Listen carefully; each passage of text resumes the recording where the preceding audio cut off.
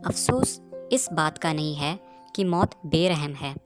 अफसोस इस बात का है कि अस्पताल बेरहम क्यों है। नमस्कार दोस्तों, मैं अमित आज फिर हाजिर हूँ एक नई कहानी के साथ, जिसका शीर्षक है जामुन का पेड़। यह कहानी रचित है कृष्णचंद्र जी द्वारा, जो कि उर्दू कथा साहित्य के अनूठी रचनाशीलता के लिए बहुचर्चित रहे हैं। जामुन का पेड़ एक व्यंग्य कथा है। इसमें सरकारी बाबुओं और अधिकारियों की विभागीय कार्यवाही के कारण दम तोड़ते मनुष्य की व्यथा कथा है। रात को बड़े जोर का तूफान चला। सेक्रेटरीट के लॉन में जामुन का एक पेड़ गिर पड़ा। सवेरे को जब माली ने देखा तो उसे पता चला कि पेड़ के नीचे एक आदमी दबा पड़ा है। माली दौड़ा दौड़ा चपरासी के पास गया। चपरासी दौड़ा दौड़ा क्लर्क के पास गया। क्लर्क दौड़ा दौड़ा सुपरिटेंडेंट के पास गया। सुपरिटेंडेंट दौड़ा दौड़ा बाहर लॉन में आया। मिनटों में गिरे हुए पेड़ के नीचे दबे हुए आदमी को देखने के लिए चारों ओर भीड़ इकट्ठा हो गई। बेचारा जामुन का पेड़ कितना फलदार था, एक क्लर्क बोला। और इसकी जामुनें कितनी रसीली होती थी, दूसरा क्लर्क याद करते हुए बोला। मैं फलों के मौसम में झोली भरकर ले जाया करता था। मेरे बच्चे इसकी जामुनें कितनी खुशी से खाया करते थे, तीसरा क्लर्क लगभग रुआंसा होकर बोला। मगर यह आदमी, माली ने दबे हुए आदमी की तरफ इशारा कर कर कहा। हाँ, यह आदमी। सुपरिटेंडेंट सोच में पड़ गया। पता नहीं जिंदा है या मर गया, एक चपरासी ने पूछा। मर गया होगा, इतना भारी पेड़ जिसकी पीठ पर गिरे वह बच कैसे सकता है, दूसरा चपरासी बोला। नहीं, मैं जिंदा हूँ, दबे हुए आदमी ने बड़ी कठिनाई से करहाते हुए कहा। जिंदा है, एक क्लर्क ने ताज्जुब से कहा। पेड़ को हटाकर इसे जल्दी से निकाल लेना चाहिए, माली ने सुझाव दिया। मुश्किल मालूम होता है, एक सुस्त, कामचोर और मोटा चपरासी बोला। पेड़ का तना बहुत भारी और वजनी है। क्या मुश्किल है, माली बोला। अगर सुपरिटेंडेंट साहब हुक्म दें तो अभी 15-20 माली, चपरासी और क्लर्क लगकर पेड़ के नीचे से दबे हुए आदमी को निकाला जा सकता है। माली ठीक कहता है, बहुत से क्लर्क एक साथ बोल पड़े। लगाओ जोर, हम तैयार हैं। एक साथ बहुत से लोग पेड़ को उठाने को तैयार हो गए। ठहरो, सुपरिटेंडेंट बोला, मैं अंडर सेक्रेटरी से पूछ लूँ।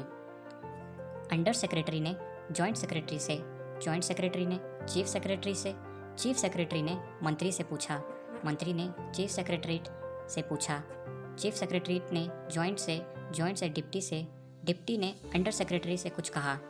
इस तरह फाइलें चलती रही। आधा दिन बीत गया। दोपहर के खाने पर दबे हुए आदमी के चारों ओर बहुत भीड़ हो गई थी। लोग तरह तरह की बातें कर रहे थे। कुछ मनचले क्लर्कों ने समस्या को खुद ही सुलझाना चाहा। वे हुकूमत के फैसले का इंतजार किए बिना पेड़ को अपने आप हटा देने का निश्चय कर रहे थे कि इतने में सुपरिटेंडेंट फाइल लिए भागा भागा आया। बोला, हम लोग खुद इस पेड़ को नहीं हटा सकते। हम लोग व्यापार विभाग से संबंधित हैं और यह पेड़ की समस्या है जो कृषि विभाग के अधीन है। मैं इस फाइल को अर्जेंट मार्क करके कृषि विभाग में भेज रहा हूँ। वहाँ से उत्तर आते ही इस पेड़ को हटवा दिया जाएगा। दूसरे दिन कृषि विभाग से उत्तर आया कि पेड़ व्यापार विभाग के लॉन में गिरा है, इसलिए इस पेड़ को हटवाने या न हटवाने की जिम्मेदारी व्यापार विभाग पर पड़ती है। यह उत्तर पढ़कर व्यापार विभाग को गुस्सा आ गया। उन्होंने फौरन लिखा कि पेड़ों को हटवाने या न हटवाने की जिम्मेदारी कृषि विभाग पर लागू होती है, व्यापार विभाग का इससे कोई संबंध नहीं है।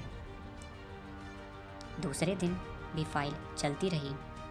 शाम को जवाब आ गया, हम इस मामले को हार्टिकल्चर डिपार्टमेंट के हवाले कर रहे हैं, क्योंकि यह एक फलदार पेड़ का मामला है और एग्रीकल्चर डिपार्टमेंट अनाज और खेतीबाड़ी के मामले में फैसला करने का हकदार है। जामुन का पेड़ चूँकि एक फलदार पेड़ है, इसलिए यह पेड़ हॉर्टिकल्चर डिपार्टमेंट के अंतर्गत आता है। रात को माली ने दबे हुए आदमी को दाल भात खिलाया, जबकि उसके चारों तरफ पुलिस का पहरा था कि कहीं लोग कानून को अपने हाथ में लेकर पेड़ को खुद से हटवाने की कोशिश ना करें। मगर एक पुलिस कांस्टेबल को दया आ गई और उसने माली को दबे हुए आदमी को खाना खिलाने की इजाज़त दे दी।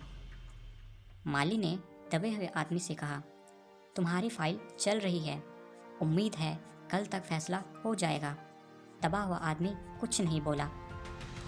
माली ने पेड़ के तने को ध्यान से देखकर कहा, अच्छा हुआ कि तना तुम्हारे कूल्हे पर गिरा, अगर कमर पर गिरता तो रीढ़ की हड्डी टूट जाती। दबा हुआ आदमी फिर कुछ नहीं बोला। माली ने फिर कहा, तुम्हारा यहाँ कोई वारिस है तो उसे मैं उसका अता पता बताओ, मैं उन्हें खबर देने की कोशिश करूँगा। मैं लावारिस हूँ, दबे हुए आदमी ने मुश्किल से कहा। माली खेद प्रकट करता हुआ वहाँ से हट गया। तीसरे दिन हॉर्टिकल्चर डिपार्टमेंट से जवाब आ गया। बड़ा कड़वा जवाब था और व्यंग्यपूर्ण। हॉर्टिकल्चर डिपार्टमेंट का सेक्रेटरी साहित्य प्रेमी आदमी जाना पड़ता था। उसने लिखा था, आश्चर्य है इस समय जब हम पेड़ लगाओ स्कीम ऊंचे स्तर पर चला रहे हैं, हमारे देश में ऐसे सरकारी अफसर मौजूद हैं जो पेड़ों को काटने का सुझाव देते हैं, और वह भी एक फलदार पेड़ को, और वह भी जामुन के पेड़ को, जिसके फल जनता बड़े चाव से खाती है। हमारा विभाग किसी हालत में इस फलदार वृक्ष को काटने की इजाज़त नहीं दे सकता। एक मनचले युवक ने सुझाव दिया कि अगर पेड़ नहीं काटा जा सकता तो आदमी को ही काटकर निकाल लिया जाए, इससे पेड़ बच जाएगा। दबे हुए आदमी ने आपत्ति की कि इससे वह मर जाएगा। मनचले युवक ने कहा, आजकल प्लास्टिक सर्जरी उन्नति कर चुकी है, अतः यदि आदमी को बीच से काटकर निकाल लिया जाए तो बाद में उसकी सर्जरी हो सकती है। इस बात पर उसकी फाइल मेडिकल विभाग में भेजी गई। वहाँ से रिपोर्ट आई कि सारी जांच पड़ताल करके पता चला है कि प्लास्टिक ऑपरेशन तो हो जाएगा किंतु आदमी मर जाएगा, अतः यह फैसला रद्द हो गया। रात को माली ने दबे हुए आदमी को बताया कि उसके केस पर सभी सेक्रेटरियों की एक मीटिंग होने वाली है। दबे हुए आदमी ने गालिब का यह शेर सुनाया, ये तो माना कि तगफुल न करोगे, लेकिन खाक हो जाएगा हम तुमको खबर होने तक। यह सुनकर माली ने हैरान होकर पूछा कि क्या वह कोई शायर है? दबे हुए आदमी ने सिर हिलाया। फिर क्या था? सारे सचिवालय में खबर फैल गई। शहर के सारे कवि वहाँ इकट्ठा हो गए। वे उसे अपनी कविताएं और दोहे सुनाने लगे। यहाँ तक कि सचिवालय की सब कमेटी ने फैसला किया कि दबा हुआ आदमी कवि है, अतः यह कल्चरल विभाग का मामला है, अतः यही विभाग उसे फलदार पेड़ से छुटकारा दिलाएगा। फाइल कल्चरल विभागों के अनेक विभागों में से होती हुई साहित्य अकादमी के सचिव के पास पहुंची। वह स्वयं उसका इंटरव्यू लेने आया। दबे हुए आदमी ने बताया कि उसका नाम ओस है तथा कुछ दिनों पहले उसका गद्य संग्रह ओस के फूल छापा है। यह सुनकर सचिव ने आश्चर्य प्रकट किया कि इतना महान लेखक अकादमी का सदस्य क्यों नहीं है। आदमी ने कहा कि पहले उसे पेड़ के नीचे से निकाला जाए। सचिव ने बंदोबस्त करने का भरोसा दिलाया। अगले दिन उसने आकर सूचना दी कि उसे सरकारी साहित्य अकादमी का सदस्य बना दिया गया है, अतः वह मिठाई खिलाए। दबे हुए आदमी ने पेड़ से निकालने की बात दोहराई तो उसने अपनी असमर्थता प्रकट कर दी। कहा कि हाँ, अगर तुम मर गए तो तुम्हारी बीबी को उजीफा दिला सकते हैं। वैसे पेड़ काटने के लिए उन्होंने फॉरेस्ट विभाग को शीघ्र कार्रवाई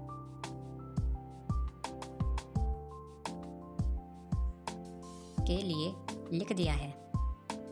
दूसरे दिन जब फॉरेस्ट डिपार्टमेंट के आदमी आरी कुल्हाड़ी लेकर पहुंचे तो उनको पेड़ काटने से रोक दिया गया।